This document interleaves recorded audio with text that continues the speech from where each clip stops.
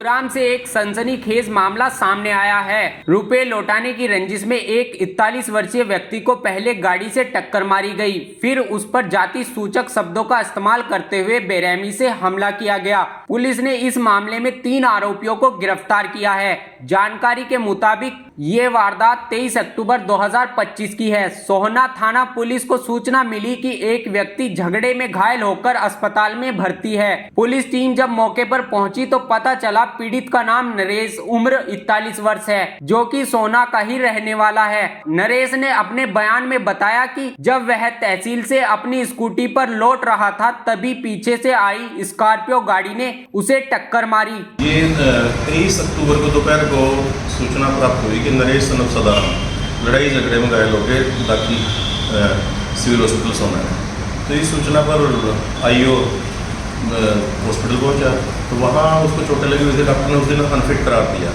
तो कल उसने हमारे को बयान दिया, अपनी दरखास्त दी, जिसमें उसने बताया कि नरेश जो घायल था उसने बताया कि मैं तहसील ऑफिस सोना में गया था।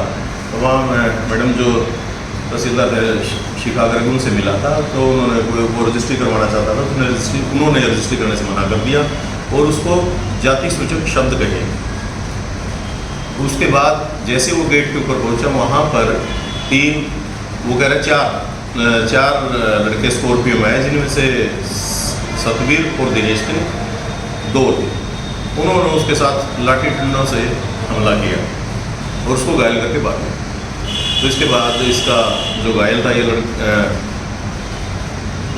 नरेश, इसका भाई मोनू, उसने इसको हॉस्पिटल पहुँचाया। तो उस पर फिर हमने इसमें कल लड़ाई झगड़े की धाराओं और SC/ST एक्ट के तहत मुकदमा दर्ज करके इन्वेस्टिगेशन स्टार्ट की। कल 24 तारीख को मुकदमा दर्ज हुआ था शाम को। उसके बाद रात को हमने जिसमें मुख्य आरोपी थे जिन्होंने उसको चोटें मारी थी, जो हमलावर थे, जिनमें था ये सतवीर उर्फ संता सन ऑफ रामचंद्र और उसके साथ उसका साथी दिनेश सन ऑफ गुलाब सिंह और तीसरा था ये मोनू सन ऑफ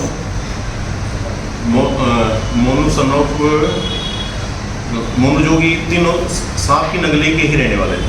तो इनको हमने कल तीनों को रात को ही गिरफ्तार कर लिया था। अब गिरफ्तार करके इनको न्यायालय में पेश किया जाएगा।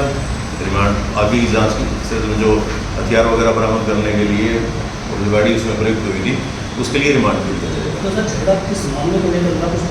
अभी जो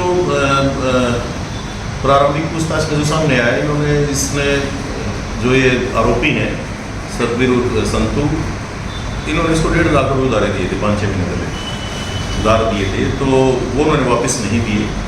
इस वजह से इनकी आपस में कई बार कासूनी होती थी। कल भी जब ये मांगने गए पैसे तो ये कुछ इनकी कासूनी हुई, तो इन्होंने फिर अचानक इसको पीट दिया।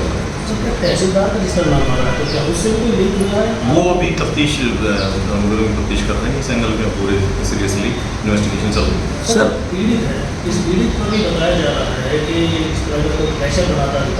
इनके मामले कुछ सामने आया पहले भी SC/ST का मुकदमा दर्ज कराया, अपना कम्प्रोमाइज कर वो अभी हमने इन्वेस्टिगेशन चल रही है इस मामले में। इस मामले की सारे जितने भी पहलू हैं, जितने भी इसने कंप्लेनेंट जो भी बताया है, उन सभी एंगल पे हम सीरियसली इन्वेस्टिगेशन कर रहे हैं। सर शिकायतकर्ता ने तहसीलदार पर भी आरोप लगाया है, जिसमें आप कह के SC/ST धारा लगाई गई है। हाँ, वो बता चुका हूँ, एंगल पे पूरी इन्वेस्टिगेशन चल रही है। तो सर क्या ये मामला लेन देन को लेकर झगड़ा हुआ है? अभी तक की जांच में क्या सामने है? अभी मैंने आपको बताया ना कि 1.5 लाख रुपये उसने उससे उधार दिए थे, वो देने से मना कर रहा था। बाकी रिमांड मिलेंगे, उसमें और गहनता से पूछताछ करेंगे। तो रिमांड के दौरान क्या क्या चीज़ बरामद की जाएगी, किस चीज़ को रिमांड किया जाएगा? जिन हथियारों से, जिन लाठी डंडों से उन्होंने उसको पीटा था और जिस गाड़ी को जिस घटना में यूज़ किया उसको बरामद और बाकी सभी एंगल की जाँच करेंगे। तो सर आरोपी को कौन-कौन सी धाराएँ लगाई गई है?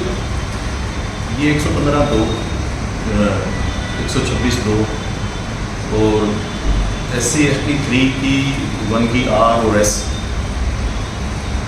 में बैठे संतू, दिनेश और मोनू सहित 4 लोग बाहर निकले और नरेश पर जाति सूचक शब्द बोलते हुए लाठी डंडों और बेसबॉल बैट से हमला कर दिया। पुलिस पूछताछ में सामने आया मुख्य आरोपी सतबीर उर्फ संतू प्रॉपर्टी डीलर है और उसका पीड़ित नरेश के साथ पैसों का लेन देन चल रहा है। नरेश ने संतू के 1,50,000 रुपए नहीं लौटाए थे, जिसके चलते यह हमला किया गया।